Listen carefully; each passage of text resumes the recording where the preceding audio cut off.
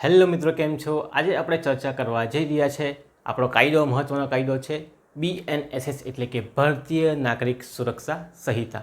આ વિડીયો બનાવવાનો હેતુ એટલો છે કે આ BNSSની અંદર જેટલી બી સેક્શન્સો અને જે ચેપ્ટર આવેલા છે એ કઈ રીતે આપણને કામ લાગવાના. એટલે તમે વકીલ હો તો તમને કઈ રીતે કામ લાગશે, ક્યાં કામ લાગશે, અથવા તો તમે જ્યારે વાંચવા બેસો ત્યારે આ ચેપ્ટર કઈ રીતે કામ લાગશે. દાખલા તરીકે ચાર્જશીટ છે, FIR છે, ક્યાં કામ લાગે, કેવી રીતે કામ લાગે. તો આખી જે પ્રોસિડિંગ્સ છે તે આપણે અહીંયા જોવાની છે BNSS કાયદાની અંદર, કે જ્યારે ગુનો બને છે, ગુનો બનીને શું થાય છે અને સજા થાય છે ત્યાં સુધીને શું પ્રોસિડિંગ્સ થાય છે, એ પ્રોસિડિંગ્સની અંદર કયો કયો ભાગ કામ લાગે છે. તો આ કાયદો પહેલાં CRPCના નામથી ઓળખાતો હતો. ઓલરેડી બધી પ્રોસિડિંગ્સ હતી જ અંદર. એને થોડા ઘણા સુધારા વધારા સાથે ફરી પાછો કાયદો બનાવવામાં આવેલો. ક્યારે? 1/7/2024 રોજ પસાર કરવામાં આવેલો છે આપણે સંસદમાંથી. અને એની અંદર 39 જેટલા ચેપ્ટર એટલે કે 39 ચેપ્ટર આપેલા છે અને 531 જેટલી સેક્શન છે. અગાઉ 474 જેટલી સેક્શન હતી, પણ હવે કેટલી થઈ ગઈ છે? 531 થઈ ગઈ છે, વધી ગઈ છે.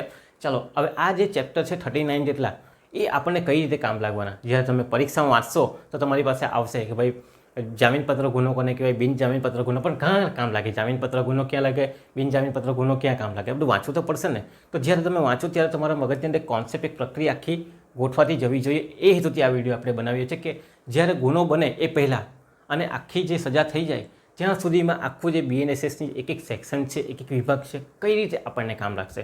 એટલે તમે જ્યારે વાંચો ને, ચાર્જશીટનો ચેપ્ટર વાંચો તો તમને ખ્યાલ આવે કે ચાર્જશીટ અહીંયા આવે છે અને અંદર આ વસ્તુ આપણે ધ્યાનમાં રાખવાની છે, અથવા તો આવો બનાવ બને છે. FIR આવે તો FIRમાં આ વસ્તુ આપણે બનાવ ધ્યાનમાં રાખવાની છે. તો એ આખો કોઠો અહીંયા આપણે બનાવેલો છે. પહેલેથી લઈને છેલ્લે સુધી આખી જે પ્રોસેસ થાય, કોર્ટની અંદર થાય છે, પોલીસની અંદર થાય છે, અથવા તો સજા થઈ જાય છે ત્યાં સુધીની જે પ્રોસિડિંગ્સ થાય, એમાં કયો કયો વિભાગ કઈ રીતે આપણને કામ લાગે, એ આપણે અહીંયા મેન જોવાનું છે. ઓકે, તો ચાલો શરૂઆત કરીએ. પહેલે આપણે શરૂઆતમાં કાયદાની વાત કરી દઈએ કે ભાઈ કાયદો 1/7/24 રોજ લાગુ પડેલો હતો. ઓકે, ત્યાંથી અમલમાં આવેલો છે અને 531 સેક્શન છે અને 39 જેટલા ચેપ્ટર છે. અમુક ચેપ્ટર અહીં કામના નથી ને અમુક ચેપ્ટર આપણને કામના પણ છે. ચાલો, હવે આખી પ્રોસેસ આપણે પહેલેથી લઈને છેલ્લે જોઈએ. શું પ્રોસેસ જોવાની છે? તો ભાઈ ગુનો બને છે, ઓફેન્સ એટલે ગુનો કહેવાય, આપણે ઇંગ્લિશમાં પણ વાત કરીશું. જે ઓફેન્સ બને છે એટલે કે ગુનો બને છે એ પહેલાં, ગુનો બન્યા પહેલાં આખો કાયદો ક્યાં કામ લાગવાનો, કેવી રીતે કામ લાગવાનો BNSS, તેની વાત કરીશું. અને ગુનો બની જાય પછી શું પ્રોસિડિંગ્સ થાય, તો એને 3 ભાગમાં વહેંચવામાં આવેલી છે મારી દૃષ્ટિએ. સૌથી પહેલે આવે બિફોર ટ્રાયલ, પ્રી ટ્રાયલ તરીકે ઓળખવામાં આવશે. જ્યારે તમે હમણાં સેમેસ્ટર 6ની અંદર ડાયરી લખશો તમારા TYની અંદર, તો ત્યારે પણ તમને પ્રી ટ્રાયલ કેસ આવશે. પ્રી ટ્રાયલનો કેસ શું છે એ પણ અહીંયા મેં આખો સમજાવીશ તમને. પછી આવે ડ્યુરિંગ ટ્રાયલ, એટલે કે જ્યારે ટ્રાયલ ચાલતી હોય, કોર્ટની અંદર કાર્યવાહી ચાલતી હોય, ત્યારે શું, આ કાર્યવાહી ચાલવા પહેલાં કોર્ટના તરફ કેસ ગયો નથી એ પહેલાં શું પ્રોસિડિંગ્સ થાય છે, જ્યાં કયા કયા BNSSના કયા કયા વિભાગ કામ લાગશે તે જોવાનું છે. ત્યાર પછી ટ્રાયલ ચાલુ થઈ જાય તો એની અંદર કઈ રીતે ટ્રાયલ, ક્યાં ક્યાં ટ્રાયલ ચાલુ થાય, કઈ કઈ કોર્ટ છે, એની આપણે ડ્યુરિંગ ટ્રાયલની અંદર શું થાય, કાર્યવાહી કઈ રીતે થાય, એની આપણે ચર્ચા કરીશું.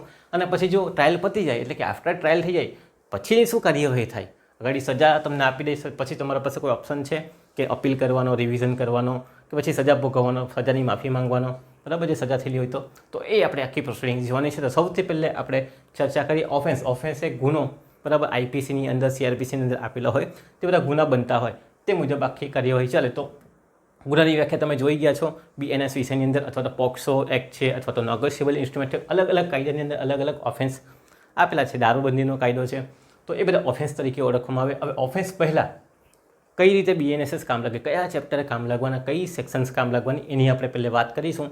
તો સૌથી પહેલાં કેરેક્ટર જોઈ લઈએ આપણે, કયા કયા કેરેક્ટર આખી પ્રોસિડિંગ્સની અંદર આવવાના છે એને આપણે પહેલાં વાત કરીશું. તો સૌથી પહેલાં જે આવે ચેપ્ટર નંબર 1 2 3, ચેપ્ટર નંબર 1 2 3ની અંદર શું આવશે, તો કેરેક્ટર આપેલા છે અને કોર્ટની માહિતી આપણને આપેલી છે. હવે વ્યાખ્યાઓ આપેલી છે. બેલેબલ ઓફેન્સ કોને કહેવાય, નોન બેલેબલ ઓફેન્સ કોને કહેવાય, વોરંટ કેસ કોને કહેવાય, સમન્સ કેસ કોને કહેવાય, બરાબર, કોગ્નિઝેબલ કોને કહેવાય, નોન કોગ્નિઝેબલ કોને કહેવાય, જામીનપત્ર ગુના, બિનજામીનપત્ર ગુના કોને કહેવાય, બરાબર, કોર્ટ કોને કહેવાય, વિડીયો ઓડિયો માધ્યમ કોને કહેવાય, પોલીસ ઓફિસર કોને કહેવાય, બધી માહિતી આપણને શેમાં જોવા મળે, સેક્શન નંબર 2ની અંદર આપણને જોવા મળશે. વ્યાખ્યાઓ આપેલી છે ત્યાં આપણને જોવા મળશે. ઓકે, ચાલો, પછી કેરેક્ટર. સૌથી પહેલો કેરેક્ટર આવે આરોપી, જેણે ગુનો કરેલો છે તે, અને બીજું આવે ફરિયાદી. ફરિયાદી એટલે જેની સામે ગુનો થયેલો છે. હવે આ ફરિયાદી તરીકે ઘણી વખત કેસ કોણ લડે, તો સ્ટેટ ગવર્મેન્ટ એટલે કે રાજ્ય સરકાર, અને કોણ લડે, તો કેન્દ્ર સરકાર પણ લડતી હોય જેવો જેવો ગુનો. તો તમારે ધ્યાનમાં રાખવાનો, એક આરોપી હોય, ફરિયાદી હોય, અને બીજું ખાસ કરીને ફરિયાદી કોઈ વખત કોણ હોય, રાજ્ય સરકાર પણ હોઈ શકે ને કેન્દ્ર સરકાર પણ હોય. State versus union of India, આવી રીતે કેસ આખો લડાતો હોય. ઓકે, બીજું એક કેરેક્ટર મેઇન ઇમ્પોર્ટન્ટ કેરેક્ટર છે આ બે સિવાયના, બીજો કોણ છે? પોલીસ, બરાબર. એ મેઇન ભાગ ભજવે છે, કારણ કે આ તમારી રાજ્ય સરકાર અને કેન્દ્ર સરકારે જ પોલીસને નિમેરો હોય ગુનાને અટકાયત કરવા માટે. તો પોલીસ હોય, પછી હોય વકીલ. વકીલની અંદર 3 વકીલને આપણે પાઠ પાડી દઈએ. પહેલાં હવે પબ્લિક પ્રોસિક્યુટર, એની વાત સેક્શન નંબર 18ની અંદર કરવામાં આવેલી છે. પછી આસિસ્ટન્ટ પબ્લિક પ્રોસિક્યુટર, જેની વાત સેક્શન નંબર 19માં કરવામાં આવેલી છે. 10 વર્ષનો વકીલાતનો અનુભવ હોય તેને વકીલ તરીકે અહીંયા નિમવામાં આવે છે, તો એની વાત કરેલી છે. તો પોલીસ હોય, વકીલ હોય, ઓકે. પછી તમારી કેન્દ્ર સરકાર, રાજ્ય સરકાર, ફરિયાદી, આરોપી. આ મેઇન કેરેક્ટર છે. આ પિક્ચરની અંદર કેવા કેરેક્ટર હોય તે રીતે આ મેઇન કેરેક્ટર આપણને અહીંયા BNSSની અંદર જોવા મળે. હવે વાત છે બીજી, કોર્ટની વાત કરેલી છે કે એના કાર્યવાહી ક્યાં ચલાવવાના, તો કોઈ તો જોઈએ માણસ, તો કોર્ટની વાત કરેલી છે. કોર્ટની અંદર આપણે 5 કોર્ટની વાત કરવાની આવશે. પહેલી જે કોર્ટની વાત છે તે કઈ આવશે? સેશન્સ કોર્ટ તરીકે ઓળખવામાં આવે. સેશન્સ કોર્ટ કેટલી સજા કરી શકે? ફાંસી સુધીની સજા કરી શકે છે, મૃત્યુદંડ આપી શકે, પણ એને હાઈકોર્ટની પરવાનગી લેવી પડે. તો એની વાત પણ અહીં આપણે કરેલી છે. પછી સમજાવું, ચેપ્ટર નંબર તમારો આવશે 30ની અંદર કે દેહાંત માટે રેફરન્સ કરવાનો છે. ચાલો, પછી આવે ચીફ જ્યુડિશિયલ મેજિસ્ટ્રેટ તમારા, બરાબર. ચીફ જ્યુડિશિયલ મેજિસ્ટ્રેટ 7 વર્ષ સુધીની સજા કરી શકે, ગમે એટલો દંડ કરી શકે છે. એના નીચેની જે કોર્ટ આવે તે કઈ આવે? First class judicial magistrate, JMFC તરીકે ઓળખવામાં આવે. 3 વર્ષ સુધીની સજા અને 50,000 સુધીનો દંડ કરી શકે. પછી આવે કઈ આવે તો તમારી સેકન્ડ ક્લાસ જ્યુડિશિયલ મેજિસ્ટ્રેટ, અને પછી આવે એક્ઝિક્યુટિવ. તો સેકન્ડ ક્લાસનો પાવર કેટલો છે? 1 વર્ષ સુધીની સજા અને 10,000 રૂપિયાનો દંડ કરી શકે. અને પછી એક્ઝિક્યુટિવ મેજિસ્ટ્રેટ એટલે કે તમારા જે કલેક્ટર્સ હોય તેમને એક્ઝિક્યુટિવ મેજિસ્ટ્રેટના પાવર તરીકે આપવામાં આવેલા હોય. કોઈ હુકમ આપવાના હોય, બરાબર. દાખલા તરીકે પુલ તૂટી જવાનો, તમને પુલ તૂટવાનો બનાવ બને છે, તો હુકમ કરે કે ભાઈ આ જગ્યાથી તમારે નથી જવાનું, બરાબર, બંધ. તો આ હુકમ કોણ કરી શકે? હવે એક્ઝિક્યુટિવ મેજિસ્ટ્રેટ તરીકે હુકમ કરે. તો આ 5 જેટલી કોર્ટ, અને સુપ્રીમ કોર્ટના હાઈકોર્ટને હું અહીંયા લાવતો નથી, કારણ કે એ ઉપરની કોર્ટ થઈ ગઈ, એના પર પછી અપીલ જ થતી હોય. પણ આની જે વાત કરેલી છે, સેશનની વાત કરેલી છે, હાઈકોર્ટની વાત કરેલી છે, JMFCની વાત કરેલી છે, એટલે કે ચીફ જ્યુડિશિયલ મેજિસ્ટ્રેટ 7 વર્ષ, ફર્સ્ટ ક્લાસ 3 વર્ષ સુધી 50,000, સેકન્ડ ક્લાસ 1 વર્ષ સુધી 10,000, અને એક્ઝિક્યુટિવ મેજિસ્ટ્રેટ જે કલેક્ટર હોય, નિયામક લોકો હોય, એમને આવા પાવર આપેલા હોય. એડિશનલ કલેક્ટર છે એમને, અથવા મામલતદારને પણ ઘણી વખત આપવામાં આવે. તો આ જે છે આપણા ચેપ્ટર નંબર 1, 2, 3ની અંદર જે વાત કરેલી છે તે શાની વાત કરેલી છે?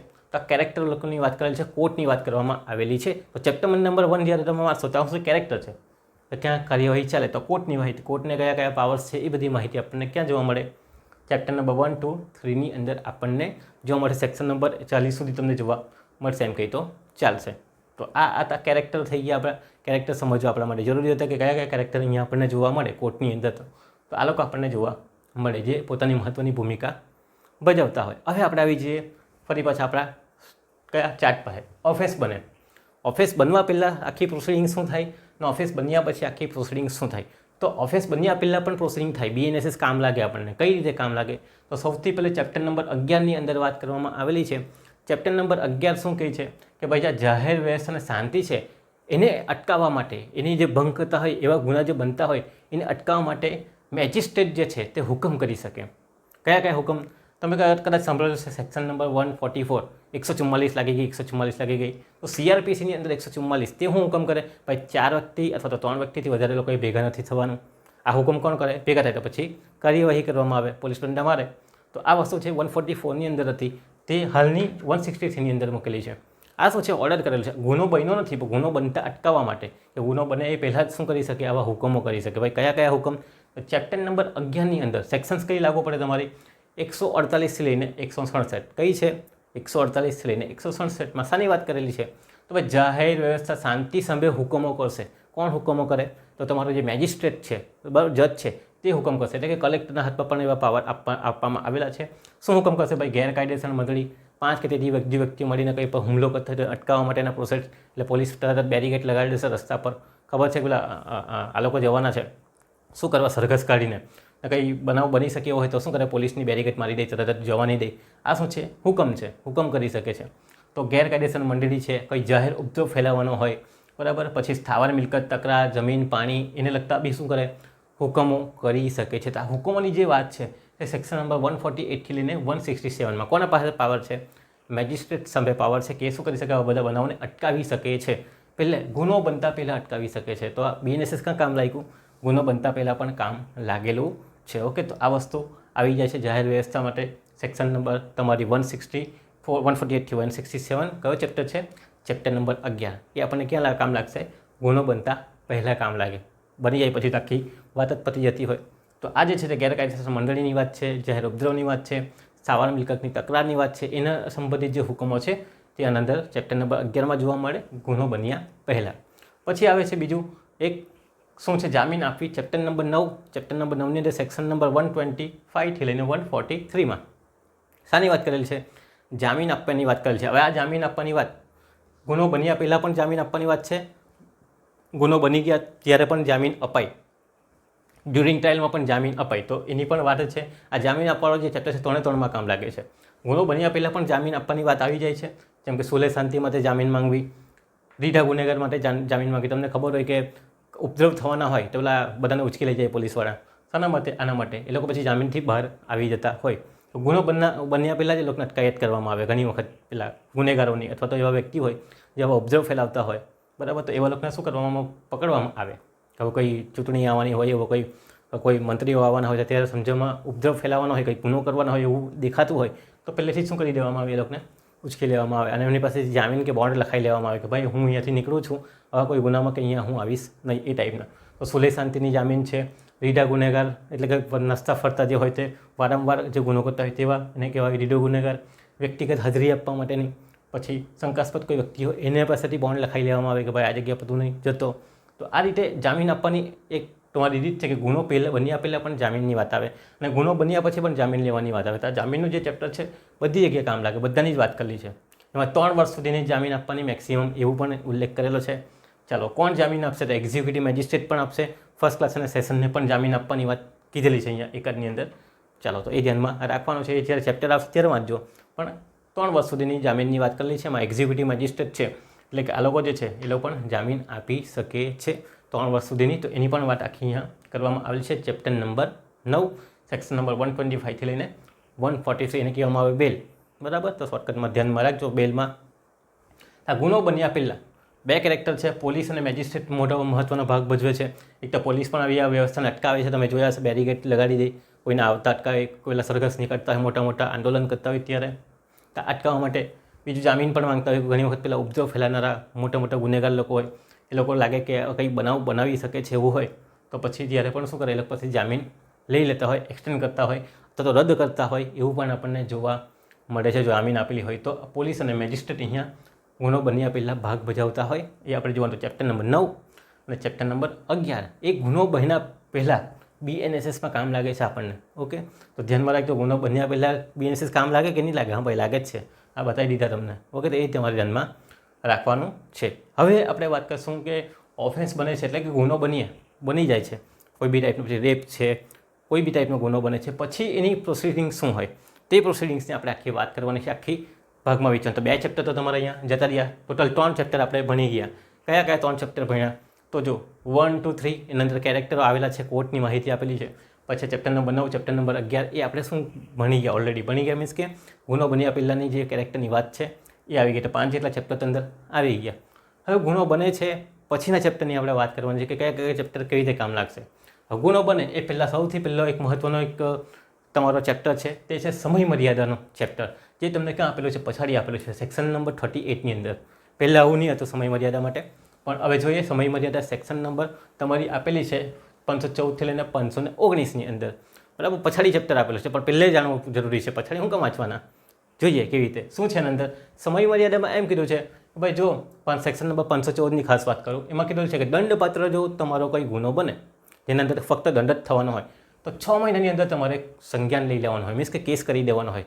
6-7 મહિના પછી તમે જાઓ, બરાબર, તો પછી તમારો કેસ સંજ્ઞાન લેવામાં આવશે નહીં. સમય મર્યાદા પૂરી થઈ જાય. આ સમય મર્યાદાનો કાયદો તમે CPCની અંદર પણ ભણવાના છો, બરાબર, જેની અંદર 1 વર્ષની સમય મર્યાદા, 3 વર્ષની સમય મર્યાદા, 12 અને 30 વર્ષની સમય મર્યાદા પણ આવશે કે ક્યારે સમય મર્યાદા ચાલુ થઈ, ક્યારે પૂર્ણ થાય. તો આ વસ્તુ છે કે FIR નોંધાઈ ગયેલી હોય તો ગુનાની જાણ થઈ ગયો હોય ગુનો, તે તારીખથી 6 માસની અંદર ગુનાનું સંજ્ઞાન લેવાનું હોય. પછી તમે જાઓ તો ગુનાનું સંજ્ઞાન લેવામાં આવતું નથી. ક્યારે? દંડપાત્ર ગુનો હોય તો. પછી વાત કરીએ જો 1 વર્ષ સુધીનો ગુનો હોય તો કેટલા વર્ષની અંદર તમારે ગુનાનું સંજ્ઞાન લેવાનું હોય, કેસ કરવાનો હોય? 1 વર્ષની અંદર તમારે ફરિયાદ દાખલ કરી દેવાની હોય. અને બરાબર, અને 3 વર્ષની અંદરનો ગુનો હોય તો 3 વર્ષની અંદર તમારે ગુનાની ફરિયાદ દાખલા તરીકે ચોરીમાં 3 વર્ષની સજા છે ભાઈ, ચોરીની સજા હોય તો 3 વર્ષની અંદર તમારે ચોરીની સજા કહી દેવાની. પછી 5 વર્ષ પછી તમે ચોરીની સજાનું કેસ કરવા જાઓ, ફરિયાદ કરવા જાઓ તો ના પાડી દેશે કે ભાઈ ગુનો ક્યારે બનેલો, આ તો 5 વર્ષ પહેલાં બનેલો, ભાઈ જા કંઈ નહીં થાય તારું. ઓકે, અને 3 વર્ષ કરતાં વધારેના ગુના હોય એના માટે કોઈ સમય મર્યાદા આપેલી નથી. બરાબર, એના માટે લાઈફ ટાઈમ માટે તમે ગમે ત્યારે કેસ કરી શકો. કારણ કે કોઈ ગુનો બને, બરાબર, રેપ કરીને 5 વર્ષ પછી પકડાય તો વ્યક્તિ, બરાબર ને, તો પછી જતું રહી. તો એના માટે એવું કંઈ નથી. 3 વર્ષ કરતાંના જે બી વધારાના ગુના છે એના માટે કોઈ સમય મર્યાદાની અવધિ નથી. તો આ ચેપ્ટર કેટલામાં કેમ ભણવું પડ્યું આપણને ખ્યાલ તો હોવો જોઈએ. બરાબર, ચોરી થયેલી છે તો ચોરી માટે 3 વર્ષ છે એમ, અથવા તો 3 વર્ષથી ઓછાના ગુના હોય તો 3 વર્ષ છે મેક્સિમમ, પછી 1 વર્ષ સુધીના ગુના હોય તો 1 વર્ષ છે મેક્સિમમ, અને દંડપાત્ર જેવા ગુના હોય તો શું છે 6 માસ છે. એના અંદર તમારે શું કરવાનું છે, કેસ કરી દેવાનો. તો આ ચેપ્ટર તો પહેલે ભણવાનું હોય પણ નાખેલું ક્યાં છે, પછાડી. તો આ હોય તો આપણને ખ્યાલ આવે. એઝ અ વકીલ તરીકે આપણને ખબર હોવી જોઈએ કે ભાઈ કેસ કરાય કે નહીં કરાય. ઓકે, સમય મર્યાદા છે કે નથી, એ પતી ગઈ છે. તો આ વસ્તુ આપણે જોવાની છે. પહેલે તો આ જોઈ લીધું ચેપ્ટર નંબર 38 કે ગુનો બને પછી પહેલે તો આ મગજમાં હોવું જોઈએ, બરાબર, કે કેટલા સમય મર્યાદાની અંદર તમે શું કરી શકો, કેસ કરી શકો છો, ગુનાનું સંજ્ઞાન લઈ શકો છો. ચાલો, હવે ગુનો બની ગયો છે, બહાર ચોરી બની ગઈ છે, અથવા તો રેપ બની ગયો છે, અથવા તો મર્ડર થઈ ગયું છે, પછી એને કાર્યવાહીને 3 ભાગમાં વિભાજિત કરવામાં આવેલી છે. 3 ભાગમાં મેં વિભાજિત કરેલી છે એમ કે તો ચાલે. ઘણા બધા 2માં જ વિભાજિત કરતા હોય, બરાબર. ચાલો, કઈ તો સૌથી પહેલાં આવે બિફોર ટ્રાયલ, એટલે કે ટ્રાયલ પહેલાં કાર્યવાહી ચાલે કોર્ટની અંદર તે પહેલાંની વાત એને કહેવામાં આવે. પ્રી ટ્રાયલ તરીકે આપણે ઓળખી દઈએ. આ પ્રી ટ્રાયલ તમારે લખવાની છે શાની અંદર, તો ડાયરીની અંદર આવશે. પ્રી ટ્રાયલ કોને કહેવામાં આવે, તો કાર્યવાહી ચાલુ થાય પહેલાં શું બનાવ બનેલો હતો તે આખું આવશે. તેમાં તમે શું શીખ્યા એ તમારી ડાયરીની અંદર લખવાનું આવશે. પ્રી ટ્રાયલ કહેવામાં આવે. ડ્યુરિંગ ટ્રાયલ એટલે કે ટ્રાયલ દરમિયાન કાર્યવાહી ચાલુ છે ત્યારે કઈ ટ્રાયલ ચાલશે, એમાં શું થાય તે જોવાનું છે, એટલે કયા સ્ટેપ છે. અને પછી આફ્ટર ટ્રાયલ મીન્સ કે તમારી કાર્યવાહી પતી એટલે સજાનું કામ આવે, બરાબર. સજા આવી જાય, જજમેન્ટ આવી જાય, કન્વિક્શન આવી જાય, કાં તો પછી એક્વિટલ આવી જાય, તો શું કરવાનું છે, તો એની વાત કરવાની છે. 3 સ્ટેપમાં આપણે જોઈએ અને આપણે ચેપ્ટર પણ રિકોગ્નાઇઝ કરતા જશું. જો આ ચેપ્ટર પતી ગયું, આ ચેપ્ટર પતી ગયું, અહીંયા ચેપ્ટર પતી ગયું, અહીંયા પણ ચેપ્ટર પતી ગયું. આ સ્ટેપ બાય સ્ટેપ આપણે જવાનું છે. સૌથી પહેલે બિફોર ટ્રાયલ. બિફોર ટ્રાયલ એટલે ગુનો બને પછી શું થાય, બરાબર. અહીંયાથી આપણી મેઇન પ્રોસિડિંગ્સ આખી ચાલુ થાય, બરાબર, ધ્યાનથી જોજો. ચાલો, પ્રી ટ્રાયલની અંદર સૌથી પહેલે શું થાય, ફરિયાદ થાય. ફરિયાદ કોને થાય, ક્યાં કરવામાં આવે, તો ફરિયાદ આપણે 2 જગ્યા કરી શકીએ. એક તમારી પોલીસ સ્ટેશનની અંદર ફરિયાદ કરીએ નજીકના, અથવા તો મેજિસ્ટ્રેટને સીધા પણ તમે ફરિયાદ કરી શકો છો, બરાબર. ચાલો, હવે પોલીસ ફરિયાદ કરે, બરાબર, સમજો કે ચોરી થઈ છે, બરાબર, અથવા તો પછી મર્ડર થયું છે એવું કંઈ ફરિયાદ આવી છે, તો પોલીસ પાસે કાગળિયો આવે છે, લખાવે છે, બરાબર. પોલીસ જોઈ છે કે ભાઈ ગુનો કેવો છે, કોગ્નિઝેબલ છે કે નોન કોગ્નિઝેબલ છે. કોગ્નિઝેબલ ગુનો એટલે ગંભીર ગુનો તરીકે ઓળખવામાં આવે, અને નોન કોગ્નિઝેબલ ગુનો એને શું કહેવામાં આવે, ગંભીર પ્રકારનો નથી હોતો એટલો, બરાબર. તો ધ્યાન રાખજો, કોગ્નિઝેબલ ગુનો હોય તો વગર વોરંટે ધરપકડ કરી લેશે સામેવાળાની. શું કરશે, ચાલો, તો પોલીસ પાસે ફરિયાદ આવી, તરત જ શું કરશે, એફઆઈઆર લખશે. અને ક્યારે એફઆઈઆર લખશે, કોગ્નિઝેબલ ગુનો હોય તો, એટલે કે ગંભીર પ્રકારનો ગુનો હોય તો, કોગ્નિઝેબલ ગુનો હોય તો શું કરશે, એફઆઈઆર લખશે અને તરત જ શું કરશે, ઇન્વેસ્ટિગેશન અરેસ્ટ કરશે. જો ભાગી નહીં ગઈ હોય તો અરેસ્ટ કરી નાખશે સામેવાળા વ્યક્તિને. દાખલા તરીકે મર્ડર છે, કેવો છે, કોગ્નિઝેબલ ગુનો છે, તરત જ શું કરશે, સામેવાળાને પકડીને જેલમાં લઈ જશે. અને 48 કલાકની અંદર 24 કલાકની અંદર શું કરવાનું છે ને, તો રજૂ કરવાનું છે. સેક્શન નંબર 58માં કહેલું છે કે 24 કલાકની અંદર મેજિસ્ટ્રેટ સમક્ષ રજૂ કરવાનું.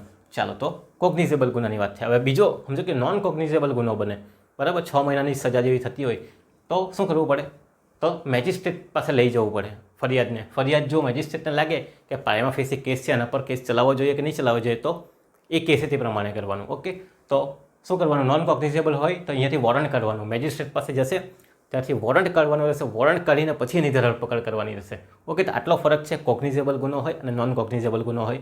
જો કોગ્નિઝેબલ ગુનો હોય તો તરત જ એફઆઈઆર ફાડીને એના પર શું કરવામાં આવશે, ધરપકડ કરવામાં આવશે અને ઇન્વેસ્ટિગેશન સ્ટાર્ટ કરવામાં આવશે.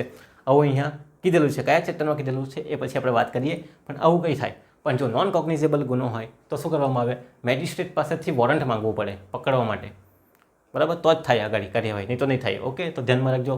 કોગ્નિઝેબલ ગુનો એટલે ગંભીર પ્રકારનો ગુનો, નોન કોગ્નિઝેબલ એટલે ગંભીર પ્રકારનો ન હોય, જે કોગ્નિઝેબલ ગુના નથી તે નોન કોગ્નિઝેબલ છે.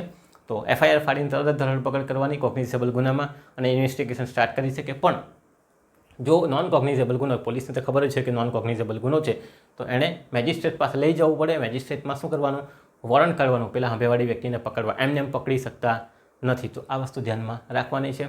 ચાલો, તો આ થઈ ગઈ પોલીસ પાસે ફરિયાદ આવે તો 2 ભાગ પડી જાય, કોગ્નિઝેબલ, નોન કોગ્નિઝેબલ. કોગ્નિઝેબલ તો તરત જ એફઆઈઆર ફાડીને પકડશે. નોન કોગ્નિઝેબલ તો મેજિસ્ટ્રેટને પૂછવાનું, એની પાસેથી વોરંટ માંગવાનું, એને લાગે કે નહીં ગુનો બનેલો છે તો પછી પકડશે. બાકી ત્યાં જ બેલ બધું મળી જાય, અહીંયા જ આટલે જ બિલ પણ મળી જાય, તપાસનો આદેશ કરતા નથી. ચાલો હવે વાત આવી સીધી ફરિયાદ તમે મેજિસ્ટ્રેટને કરો, પોલીસવાળા વચ્ચે આવતા જ નથી. તો મેજિસ્ટ્રેટને લાગે કે ભાઈ પ્રાઇમા ફેસી કેસ છે, ગુનો બનેલો છે, તો તરત જ શું કરશે, પોલીસને તપાસનો આદેશ આપશે. અને એને લાગે કે ભાઈ પ્રાઇમા ફેસી કેસ બનતો નથી, ગુનો બનતો નથી, તો શું કરી નાખે, બેલ આપી દેવામાં આવે છે. તો આ વાત જ્યારે ગુનો બને, જ્યારે ફરિયાદ થાય, એફઆઈઆર ફાટે તેની છે. એફઆઈઆરની અંદર તમારે આખું ચેપ્ટર ભણવાનું છે. ચેપ્ટર નંબર 13ની અંદર એફઆઈઆરની વાત કરવામાં આવેલી છે, સેક્શન નંબર 173, બરાબર. એની અંદર આપણને જોવા મળશે કે ભાઈ એફઆઈઆર લેખિત મૌખિક નોંધવાની, ટેલિફોનિક નોંધ કરે તો 3 દિવસની અંદર સામેવાળાની સાઇન લેવાની, ઇલેક્ટ્રોનિક માધ્યમથી પણ એફઆઈઆર નોંધાય, 0 એફઆઈઆરની પણ વાત આવે. તો બધી વાત, લેડીઝ હોય તો લેડીઝ પોલીસ કોન્સ્ટેબલ હોવી જોઈએ ફરિયાદ નોંધવા માટે.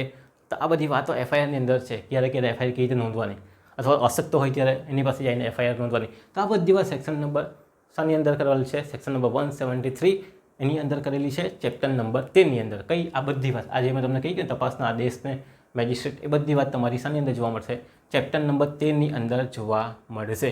ઓકે, તો એ તમારે ધ્યાનમાં રાખવાનું. સેક્શન નંબર 173 થી લઈને 189 સુધી આખી જાય છે, તો એ તમારે ધ્યાનમાં રાખવાનો છે. ચાલો પછી બીજું આવે અરેસ્ટ વિધાઉટ વોરંટ. ચાલો આ અરેસ્ટની આખી જે વાત છે ચેપ્ટર નંબર 4ની અંદર કરવામાં આવે છે. પોલીસ ક્યારે અરેસ્ટ કરી શકે, ક્યારે અરેસ્ટ ન કરી શકે, બરાબર. તો આ એની સાથે જ જોડાયેલું છે, કારણ કે એફઆઈઆર ફાટે પછી કોક જોઈ કોગ્નિઝેબલ છે કે નોન કોગ્નિઝેબલ છે, પછી અરેસ્ટ કરે ને, એમને તો અરેસ્ટ નહીં કરે. અરેસ્ટ માટે 2 કારણ છે, કોગ્નિઝેબલ તો ફટાફટ અરેસ્ટ કરશે, પણ નોન કોગ્નિઝેબલ તો ભાઈ મેજિસ્ટ્રેટ સામે જવાનું, પછી એની પાસેથી વોરંટ માંગવાનું, સમન્સ લેવાનું, અને વોરંટને સમન્સ આવી જાય એટલે તરત આપણું ચેપ્ટર નંબર શું આવવાનું, ચેપ્ટર નંબર 6 અને 7 એની અંદર વોરંટ અને સમન્સની વાત કરેલી છે. વોરંટ કેસ કોને કહેવાય, સમન્સ કેસ કોને કહેવાય, વોરંટ કેવી રીતે મોકલવાનું અને સમન્સ ક્યારે મોકલવાનું. તો સમન્સ માટેની જે વાત છે, 2 વર્ષથી ઓછા ગુના બનતા હોય અને 2 વર્ષથી વધારે તો વોરંટ કેસ. ઓકે, તો ધ્યાનમાં રાખજો, આ સમન્સ અને વોરંટ મોકલવાનું છે. સમન્સ વોરંટ આવે તો સાથે સાથે તપાસ અને જપ્તી પણ આવે, એનું માલસામાન જે જપ્તી કરી લેવામાં આવે આરોપીની, તો એની પણ સાથે વાત કરેલી છે. તો ચેપ્ટર નંબર 6 અને 7ની અંદર પણ કનેક્ટેડ થઈ જાય છે આખું. તો ચેપ્ટર નંબર 4, 5 અને 6 જે તમને જોવા મળે છે અહીંયા કનેક્ટ થઈ જાય છે પૂરેપૂરા.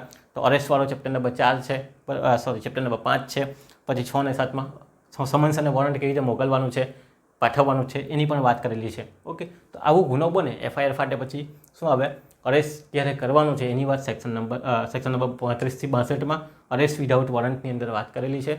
પર પકડી લઈ, ક્યારે ક્યારે પકડો, રાતના દરમિયાન લેડીઝને નહીં પકડાય, તો એ બધી જોગવાઈઓ અહીંયા આપેલી છે.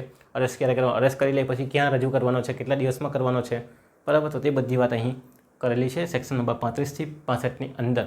ચાલો, અરેસ્ટ પછીના અધિકારો કયા કયા છે, મીન્સ કે અરેસ્ટ થઈ જાય પછી કયા કયા અધિકારો આવેલા છે એની પણ વાત અહીંયા કરેલી છે. ચાલો, અરેસ્ટ કરે પછી તરત જ તમારે ઇન્વેસ્ટિગેશન કરવાની છે.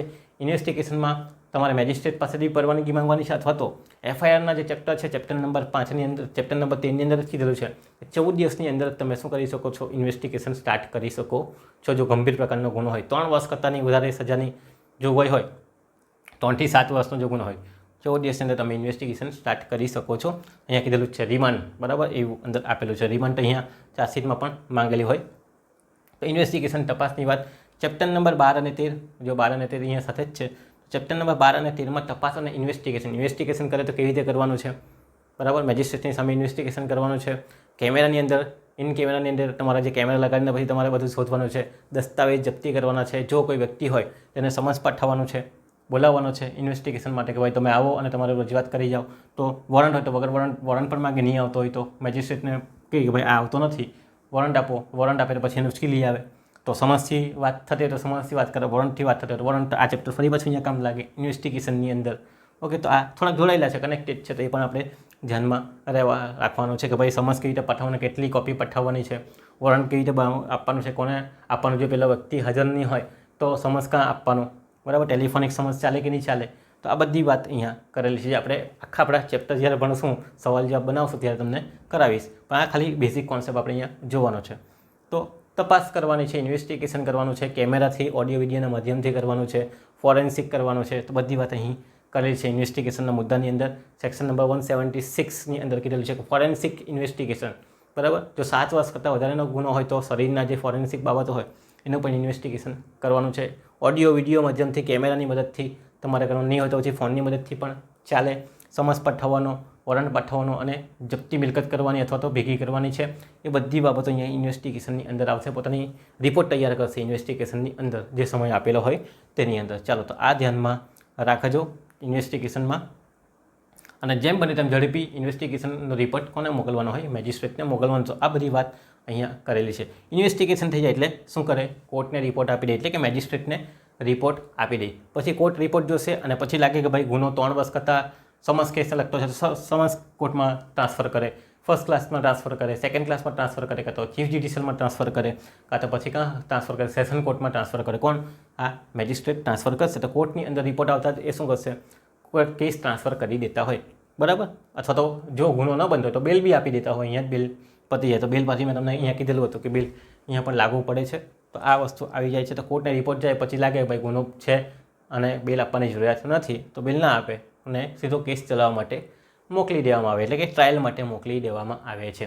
ઓકે, તો આ થઈ વાત તમારી શું છે? તો બિફોર ટ્રાયલ મીન્સ કે ગુનો થયા પછી હજુ કાર્યવાહી થઈ નથી, ચાલુ નથી થઈ, એ પહેલાં આટલી માહિતી થઈ કે માણસને પકડી લેવામાં આવે છે, ઇન્વેસ્ટિગેશન કરવામાં આવે છે, દસ્તાવેજો પુરાવો ભેગા કરવામાં આવે છે, સમન્સ પાઠવવામાં આવે છે, તો વોરંટ પણ કરવામાં આવે પેલા વ્યક્તિને પકડવા માટે, એની સાથે કોઈ બીજો જોડાયેલો હોય તો. તો આ ઓલરેડી શું છે કે બિફોર ટ્રાયલ થઈ ગયું. જ્યારે પાસે તમારા પાસે કોઈ કેસ આવશે તો બિફોર ટ્રાયલ શું થાય? તો આટલી બાબતો થાય એ તમારે ધ્યાનમાં રાખવાની. આટલું તમે શીખો પ્રી ટ્રાયલની અંદર. પ્રી ટ્રાયલ કેસ આવે ને ત્યારે. ચાલો, તો આ ધ્યાનમાં રાખજો.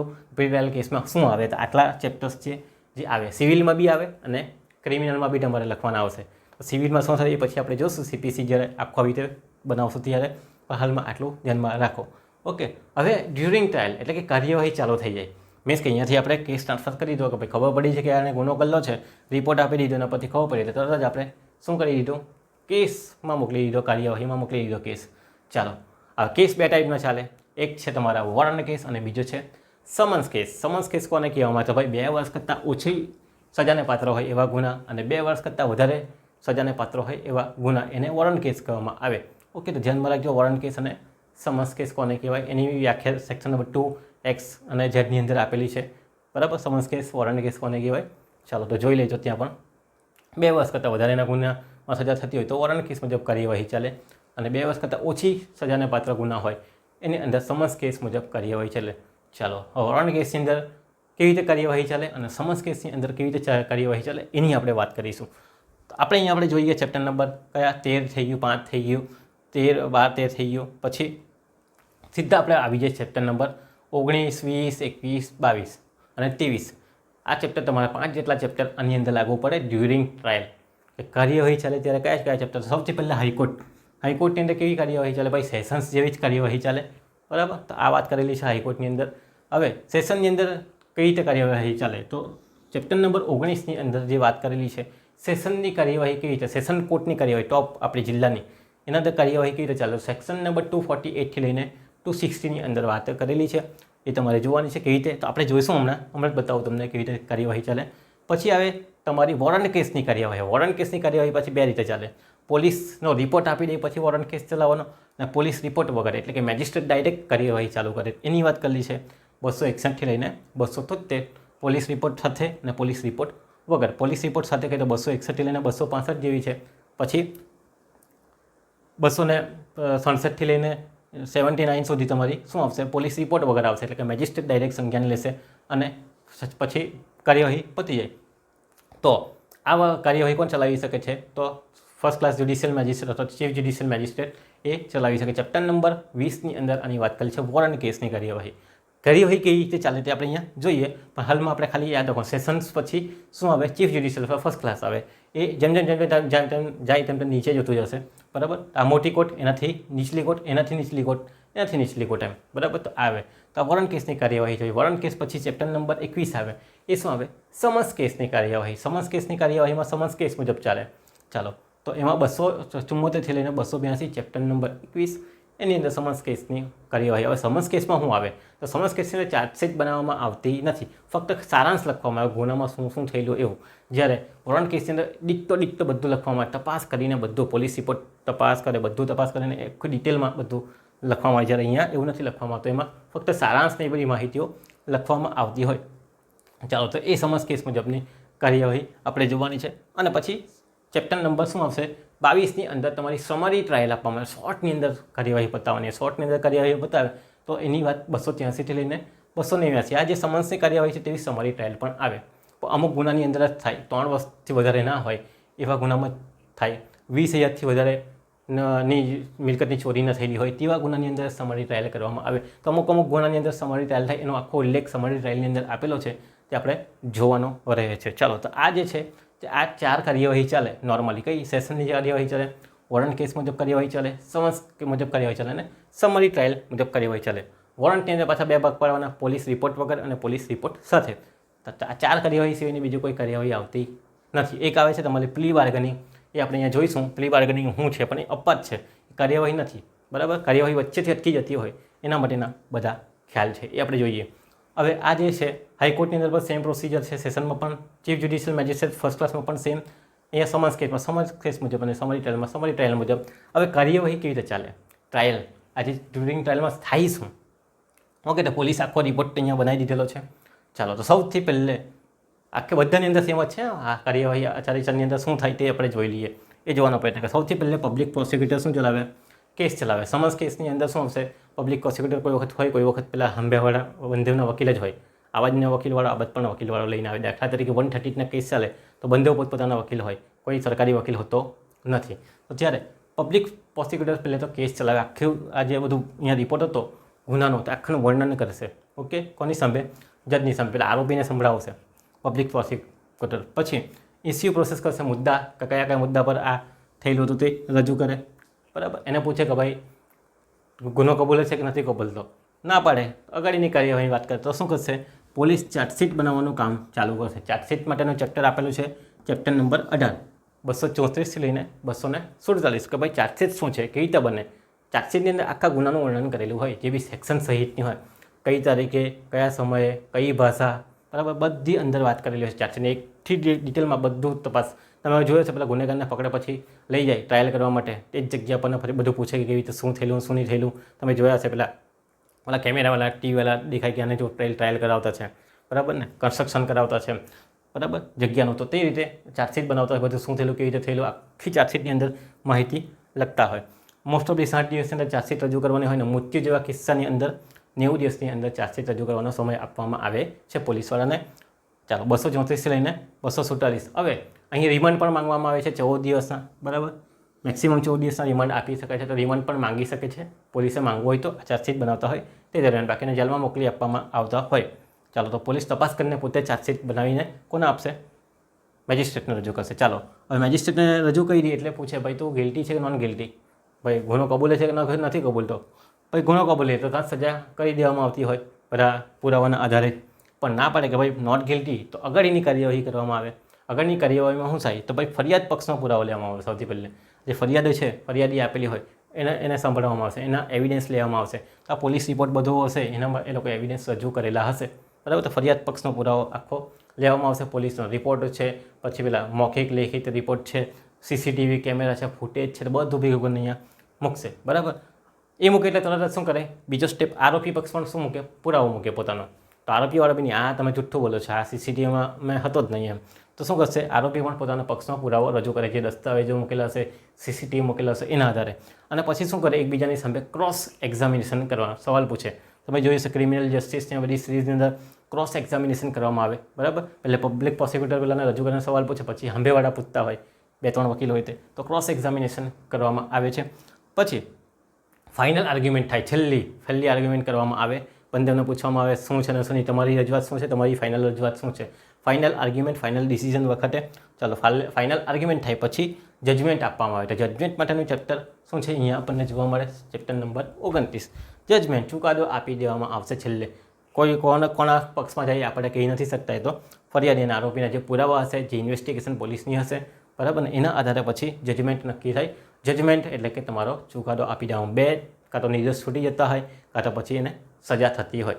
ચાલો, તો આ જે છે આખા ટ્રાયલની દરમિયાન થાય. આ 4 ટ્રાયલની અંદર શું થાય, આ જ પ્રોસેસ આપેલી છે. પણ આ જે ચાર્જશીટનો મુદ્દો જે છે તે અહીં સમન્સ કેસમાં આવતો નથી.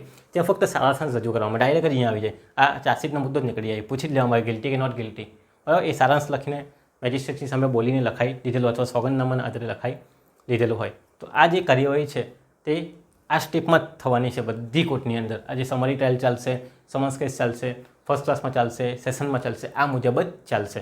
ઓકે, તો આ આખી પ્રોસેસ હતી કે ડ્યુરિંગ ટ્રાયલમાં શું થાય. તો આ ટ્રાયલ છે, એની સેક્શન આપણને 19 સેશન સૌથી હાઈ, એમાં ફાંસી સુધીની સજા છે. અહીંયા ચીફ જ્યુડિશિયલ મેજિસ્ટ્રેટમાં 7 વર્ષ સુધીની સજા છે, એટલે કે દેહ મૃત્યુ જેવા કેસ, ફર્સ્ટ ક્લાસની અંદર ચોરી જેવા કિસ્સા ચાલશે, સમન્સ કેસની અંદર પછી 2 વર્ષ કરતાં ઓછાના ગુના છે એટલે પછી દસ્તાવેજ કોપી ને વગેરે નોર્મલ ગુના હશે તે ચાલશે. એની અંદર 138 પણ ચાલી શકે, બરાબર. ચાલો પછી આવશે સમરી ટ્રાયલ. તેની અંદર 7 વર્ષ 3 વર્ષથી વધારેના ગંભીર ગુના ન હોય અથવા 20,000 કરતાંની વધારેની મિલકત ન હોય એવા જે ગુના છે તેમાં સમરી ટ્રાયલ શોર્ટમાં ચલાવવામાં આવે. એકબીજાને પૂછીને શું કરવું, ગુનો કબૂલવા કે નહીં કરવું, 1/3 જેટલી સજા કરવામાં આવે તો એ બધી જોગવાઈઓ અહીંયા આપેલી છે સમરી ટ્રાયલની અંદર. ચાલો તો અત્યાર સુધી શું જોયું આપણે, ગુનો બન્યા પછી આપણે પ્રી ટ્રાયલ જોઈ ગયા અને ડ્યુરિંગ ટ્રાયલ જોઈ ગયા. તો ચેપ્ટર નંબર 19, 20, 21, 22 એ આપણે જોઈ લીધું છે. ચેપ્ટર નંબર 18 પણ જોઈ લીધું. 18, 19, 20, 21, 22 એ આપણે આખી ચર્ચા કરી કે ટ્રાયલ કેવી રીતે ચાલે અને ક્યાં ચાલે, કેવી રીતે ચાલે તે. હવે થોડા અપવાદ પણ આપણે અહીંયા જોઈ લઈએ. અપવાદમાં શું છે કે ઘણી વખત ટ્રાયલ દરમિયાન ટ્રાયલને ક્લોઝ કરી દેવામાં આવે. કેમ ક્લોઝ કરી દેવામાં આવે કે ટ્રાયલ પૂરી કરી દેવામાં આવે? એનું રીઝન છે સમાધાન. શું કરવામાં આવે? બધે વચ્ચે સમાધાન થઈ જાય. દાખલા તરીકે 138 છે, સામેવાળો પૈસા આપી દેતો છે, સમાધાન થઈ જાય. સેક્શન નંબર 359ની અંદર એની વાત કરવામાં આવી. ક્યારે ક્યારે સમાધાન થાય, ક્યારે ક્યારે નહીં થાય, વ્યક્તિ ક્યારે સમાધાન કરી શકે, કોર્ટ દ્વારા ક્યારે સમાધાન કરી શકાય. ફક્ત કોર્ટ કહે તો સમાધાન થાય, બાકી નહીં થાય. તો એવા વાત સેક્શન નંબર 359ની અંદર ચાર્ટર બનાવેલા છે મોટા, તે તમારે ધ્યાનમાં રાખવાનું કે સમાધાન ક્યારે થાય, કેવી રીતે થાય, કોણ કરી શકે, કોણ ન કરી શકે, બરાબર. જજ ક્યારે કરાવી શકે, કોર્ટ ક્યારે કરાવી શકે, વ્યક્તિ ક્યારે કરી શકે, એ બધી માહિતી આપેલી છે, તે તમારે યાદ રાખવાની છે. ચાલો પછી કેસને વિથડ્રોલ કરી દેવામાં આવે, કેસને ખેંચી લેવામાં આવે તો બી તમારી કાર્યવાહી પતી જાય ત્યાં જ, બરાબર. પછી આવે પ્લી બાર્ગેનિંગ. પ્લી બાર્ગેનિંગમાં સજા ઓછી થાય એ હેતુથી પ્લી બાર્ગેનિંગ લાવેલા છે સેક્શન નંબર 289, 300ની અંદર. ચાલો તો એ પ્લી બાર્ગેનિંગની અંદર પણ તમે શું કરી શકો, 7 વર્ષથી ઓછાના જે ગુના છે એની અંદર પ્લી બાર્ગેનિંગ તમે અપનાવી શકો. ચોરીને એવું બધું જેમાં ઠપકો આપીને અથવા તો અડધી સજા કરીને અથવા તો 1/4 જેટલી સજા કરીને પણ શું કરવામાં આવે, પણ સજા જરૂર થાય. હવે સજા થાય તેની સામે અપીલ નહીં કરી શકાય, એ બધી વાતો અહીંયા કરેલી છે પ્લી બાર્ગેનિંગની અંદર. સોદો કરવામાં આવે, કેફિયત સોદો તરીકે ઓળખવામાં આવે એને, બરાબર. સજા વધારે થતી હોય એ નહીં થાય એ હેતુથી આ લાવેલા છે અને ફટાફટ કાર્યવાહી સમરી ટ્રાયલ મુજબ પૂરી થઈ જાય, બરાબર. બહુ લાંબો નહીં ચાલે, વોરંટ કેસ મુજબ કાર્યવાહી પછી લાંબી ચાલે, બધું ભોગવું કરવાનો ટાઈમ નહીં બગડે એના માટે પેલો ગુનો કબૂલી લે કે હા મેં ગુનો કબૂલ્યો, મને થોડી ઓછી સજા આપી દો. તે બધી માંગણીઓ થતી હોય, વળતર માંગણી થતી હોય. હાઈકોર્ટ ભાઈ અટકાવી દે કાર્યવાહી, કેસ ટ્રાન્સફરમાં ભાઈ આ કાર્યવાહી અટકાવો અને ઉપર મોકલાવો, હાઈકોર્ટમાં મોકલાવો, એવું બી થાય. કેસ ટ્રાન્સફર કરી દેવામાં આવે વોરંટનું સમન્સમાં, સમન્સનું વોરંટમાં, તો આ બધું પણ થઈ જતું હોય. અને બેલ પણ આપી દેતા હોય, ચાલો ચુકાદા એ સાંભળે ભાઈ કંઈ ગુનો નથી લાગતો એટલે પ્રોસિડિંગ્સની અંદર આપી દો ભાઈ બેલાને, પોલીસ સ્ટેશનમાં કસ્ટડીમાં રાખવાની કોઈ જરૂરિયાત નથી. તો આ બધા અપવાદો પણ આપણને BNSSની અંદર જોવા મળશે. એના અલગ અલગ ચેપ્ટર્સ આપણને આપેલા છે. આ પ્લી બાર્ગેનિંગનું ચેપ્ટર છે, સમાધાનનું ચેપ્ટર છે, આ બધી કાર્યવાહી, કેસ ટ્રાન્સફર તો પછાડી આપણને ચેપ્ટર નંબર 34, 35, 36ની આજુબાજુ તમને જોવા મળે. બિલનું પણ ત્યાં તમને જોવા મળે. ઓકે, આગોતરા જામીનને એ બધું. ચાલો તો આ વસ્તુ છે એ ડ્યુરિંગ ટ્રાયલ એટલે કે કાર્યવાહી ચાલુ હોય ત્યારે કઈ કોર્ટમાં કેવી રીતે કાર્યવાહી ચાલે અને કેવી રીતે ચાલે તે આપણે સમજી લીધી. ઓકે, કયા કયા ચેપ્ટર લાગુ પડ્યા એ પણ આપણે સમજી લીધા. હવે છેલ્લે આવે તમારું આફ્ટર ટ્રાયલ, મીન્સ કે તમારો ચુકાદો આવી ગયો છે, અહીંયા જજમેન્ટ આવી ગયું છે, એને પછી તમારે એક્ઝિક્યુશન કરવાનું હોય એટલે કે અમલ કરાવવાનો હોય. સજા તો કરાવવું પડે ને. કાંઈ કોર્ટે સજા આપી દીધી ફાંસીની તો અમુક જગ્યાએ પેલા તમારે ત્યાં જવું પડશે જ્યાં તમારે સજા આપતા હોય તે જગ્યા ઉપર ફાંસી લટકાવવા માટે, બરાબર, જેલમાં જવું પડે ને. તો તે વાત છે. જજમેન્ટની અંદર ચેપ્ટર નંબર કઈ લાગુ પડે છે? Chapter number 29. ભાઈ જજમેન્ટ લખે ત્યારે અદાલતની ભાષામાં હોવા જોઈએ, એના પર સાઇન કરેલી હોવી જોઈએ, કેટલા દિવસમાં જજમેન્ટ આપવાનો તે પણ અંદર હોવું જોઈએ. તો 30 દિવસની અંદર આપવાનો છે જજમેન્ટ, બરાબર. અને પછી મેક્સિમમ 45 દિવસ બીજા તમે કરી 15 દિવસ બીજા લઈ શકો છો. તો એની પણ વાત અહીંયા કરી છે. 30 દિવસમાં ચુકાદો આપવાની વાત, એક્ઝિક્યુશન કરવાનું છે એ તમારે ધ્યાનમાં રાખવાનું છે અહીંયા. ચાલો તો જજમેન્ટમાં ખર્ચ હોઈ શકે, સજા હોઈ શકે, વળતર હોઈ શકે, કોઈ પણ હોઈ શકે છે. પણ જ્યારે ફાંસીની સજા આપે ત્યારે ચેપ્ટર નંબર 30 લાગવું પડે. ચેપ્ટર નંબર 30માં હાઈકોર્ટની પરવાનગી લેવાની છે. ભાઈ સેશન્સવાળો જ્યારે આપે ત્યારે હાઈકોર્ટને પૂછવાનું છે, ભાઈ રેફરન્સ કરવાનું છે. તો 407 થી 412માં દેહાંતદંડની સજા માટેની જોગવાઈ હાઈકોર્ટને પૂછવાનું, તો એની જોગવાઈ આપણને આપેલી છે. પણ એનાથી નીચેની હોય તો પૂછવાની કંઈ જરૂરત નથી. એ ચેપ્ટર બી એના માટે જ આપેલું છે, હાઈકોર્ટને પૂછવા માટે. જજમેન્ટમાં ખર્ચ હોઈ શકે, સજા હોઈ શકે, વળતર હોઈ શકે, કોઈ પણ હોઈ શકે છે. ઓકે, તો ધ્યાનમાં રાખજો. ચેપ્ટર નંબર 30 કોર્ટ ચુકાદો કઈ ભાષામાં હોય એને વાંચીને સંભળાવવાનો છે, બરાબર ને. તો એ બધી માહિતીઓ અહીંયા જજમેન્ટની અંદર લખેલી છે. તો એ તમારે ડીપમાં જ્યારે ચેપ્ટર વાંચવાનો આવશે ત્યારે વાંચજો. ઓકે, ચાલો હવે ચેપ્ટર નંબર 31, 32 જજમેન્ટ આવી ગયું પછી કોઈ ઓપ્શન છે ખરી આરોપી પાસે યા ફરિયાદી પાસે? તો ભાઈ છે. શું ઓપ્શન છે? અપીલ અને રિવિઝન. અપીલ અને રિવિઝન પણ કરી શકે છે એની પાસે. અપીલ ક્યારે થાય, ક્યારે નહીં થાય. ચાલો ₹100થી ઓછાની સજા દંડ થયેલો હોય તો અપીલ નહીં થાય, બરાબર. આની અંદર ફર્સ્ટ ક્લાસની અંદર સેકન્ડ સેશનની અંદર ક્યારે થાય તો સેશન્સની અંદર પણ કીધેલું છે કે ભાઈ એક તમારે 3 મહિનાનો ગુનો અથવા તો ₹500નો દંડ હોય એનાથી નીચેનો હોય તો પછી નહીં થાય, બરાબર. પછી હાઈકોર્ટની અંદર પણ કીધેલું કે 3 મહિનાની સજા હોય અથવા તો 1000નો દંડ હોય એનાથી ઓછાની સજા કરેલી હોય તો નહીં થાય. તો આ ક્યારે અપીલ થાય, ક્યારે અપીલ નહીં થાય, હાઈકોર્ટને ક્યારે અપીલ થાય, સેશન્સની ક્યારે અપીલ થાય, બરાબર. તો એ બધી વાત અહીં આખી અપીલમાં આપણને જોવા મળશે. કન્વિક્શન સાબિત થયેલો હોય તો બી થાય અને કન્વિક્શન નહીં સાબિત થયેલો તો બી થાય. એટલે કે ફરિયાદી અને સાંભળવાવાળા બંને શું કરી શકે, અપીલ કરી શકે છે. હાઈકોર્ટની અંદર ક્યારે થાય, સેશનની અંદર ક્યારે થાય, સુપ્રીમ કોર્ટની અંદર ક્યારે થાય, તો એ બધા પૈસાની વાત અને મેટર અહીંયા લખેલી છે કે આટલી સજા થયેલી હોય તો થાય, 7 વર્ષ કરતાંની વધારેની હોય તો સેશન્સમાં થાય, બરાબર. એવું અહીંયા આપેલું છે. તે અપીલનું ચેપ્ટર પણ આપણે જોવાના છીએ જ્યારે આપણો સવાલ બનાવીશું ત્યારે રેફરન્સ પણ કરવામાં આવે. હાઈકોર્ટ અને સેશનમાં જ ફક્ત રેફરન્સ કરવામાં આવે, કેસને રેફરન્સ કરવાનું જોવાનું, તો એ પણ રિવિઝન કરવાનું હોય તો એ પણ જોવાનું. અને ચેપ્ટર નંબર 31 અને ચેપ્ટર નંબર 32માં અપીલ અને રિવિઝન કે ચુકાદો આવી ગયા પછી બી તમારા પાસે ઓપ્શન છે કે તમે શું કરી શકો છો, અપીલ કરી શકો છો અને રિવિઝન કરી શકો છો. પણ એની જોગવાઈઓ આપેલી છે તે તમારે વાંચવાની છે વ્યવસ્થિત, ક્યારે કરી શકાય, ક્યારે ન કરી શકાય. ચાલો, તો એ ધ્યાનમાં રાખવાનું છે. એક્વિટલ અને કન્વિક્શનનો મતલબ થાય દોષી સાબિત થઈને એક્વિટલનો મતલબ છોડી દેવાનો દોષ. ચાલો, હવે હજુ બી એક ચેપ્ટર બચી જાય, કયું? આફ્ટર ટ્રાયલમાં જજમેન્ટનું એક્ઝિક્યુશન, મીન્સ કે સજામાં વધારો ઘટાડો મોકૂફી, તો એ બી આવશે. તો સજામાં વધારો ઘટાડો તમે કરી શકો સેક્શન નંબર 453થી લઈને 477માં, તો અપીલ દરમિયાન અથવા તો કોઈ બીજી રીતે. તો જજમેન્ટ એક્ઝિક્યુશન, આજે સજા આપી તેનું અમલીકરણ કેવી રીતે કરાવવાનું છે, બરાબર. નહીં કરે, સજા ન ભોગવે તો શું, દંડ ભરવાનો હોય, દંડ ન ભોગવે તો શું, તો એ બધી સજાની પણ વાત કરેલી છે. સજાનો અમલ કરાવવાનું કામ ચેપ્ટર નંબર 34માં કહેવામાં આવેલ કે સજાનો અમલ કઈ રીતે કોને ક્યારે કરાવવાનો છે. ભાઈ રહેતો હોય તો દિલ્હીમાં ને મોકલી આપવાનો કોઈ બીજી કોર્ટની અંદર, તો આવું પણ હોય, તો બીજી જેલની અંદર મોકલવાનું હોય. ચાલો, તો આ વસ્તુ સેન્ટ્રલ જેલની અંદર મોકલે મોટાભાગે સજા થયા પછી. ઓકે, તો આ વસ્તુ છે જજમેન્ટ એક્ઝિક્યુશન. છેલ્લે બીજી અહીંયા તમારી વાત પતી જાય, જજમેન્ટ આવી જાય એટલે વાત પતી જાય. અપીલ રિવિઝનનો તમારા પાસે મોકો હોય, થતું હોય તો કરાય, નહીં તો નહીં થાય, બાકી તમારે જેલમાં જવું પડે અને જજમેન્ટનું એક્ઝિક્યુશન છેલ્લે થાય એટલે વાત પતી જાય. તો આખો જે BNSS છે એ આવી રીતે વર્ક કરે છે. ગુનો બન્યા પહેલાંથી લઈને ગુનો બનીને જજમેન્ટ આવી જાય ત્યાં સુધી એક ચેપ્ટર મેં તમને સમજાવવાની કોશિશ કરી દઈ છે કે ભાઈ આખું જે BNSS છે તે કઈ રીતે કામ કરે. હવે જ્યારે તમને કે ભાઈ ચાર્જશીટ વાંચવાનું એટલે તમને ખ્યાલ આવે કે ભાઈ ચાર્જશીટમાં શું થાય, ઇન્વેસ્ટિગેશન એટલે તમને ખ્યાલ આવે કે ભાઈ સમન્સ પાઠવવાનું છે, બોલાવવાનું છે મૌખિક વિડીયોના માધ્યમથી, બરાબર. સમરી ટ્રાયલ વાંચવા કહી તો તમને ખ્યાલ પડે કે સમરી ટ્રાયલની અંદર કાર્યવાહી આવી રીતે ચાલશે, બરાબર ને. ખાલી તો ઇસ્યુ પ્રોસેસ કરશે, ચાર્જશીટ બનાવશે, પણ સમરી ટ્રાયલમાં નહીં થાય, સેશનમાં થાય. પણ આ સેક્શન તમે વાંચી જાઓ તો તમને ખ્યાલ આવી જાય કે બધાની અંદર આવું જ આવવાનું છે. 4 વાંચો, આ સ્ટેપ તમે યાદ રાખો તો બધા ક્લિયર. ઓકે ને. પછી તો આવે અપીલ તો પછી થઈ જાય. અપીલ ક્યારે થાય નહીં થાય, ઓકે, બધું ટ્રાયલ થઈ જાય ત્યારે. ચાલો, તો ડાયરીની અંદર આ તમારે 2 કેસ લખવાના આવશે, પ્રી ટ્રાયલ અને ડ્યુરિંગ ટ્રાયલની અંદર તમને શું શીખવું, કેવી રીતે કેસ આ કે કોર્ટની અંદર ચાલે ત્યાં તમે શું શીખો ને કોર્ટ પહેલાં કોર્ટની મીન્સ કે વકીલ પાસે ફરિયાદ આવે, વકીલ શું સલાહ આપે તે બધું તમારે એનાલાઇઝ કરવાનું છે. એ તમારી ડાયરીમાં પણ લખવાનું હશે. CPCની અંદર પણ એટલે કે દીવાની કાર્યવાહીની અંદર પણ એટલે કે સિવિલ મેટરની અંદર અને ક્રિમિનલ મેટર બંનેની અંદર તમારે આ ડાયરીઓ લખવાની આવશે તો તમને કામ લાગશે. હવે બીજી બધી જોગવાઈઓ પણ અંદર આપેલી છે. જો એક છે ભરણ પોષણની જોગવાઈ છે ચેપ્ટર નંબર 10ની અંદર, સેક્શન નંબર 144 થી 147, એટલે 125થી લઈને 128 હતી. હવે શું છે 144થી 147 થઈ ગઈ.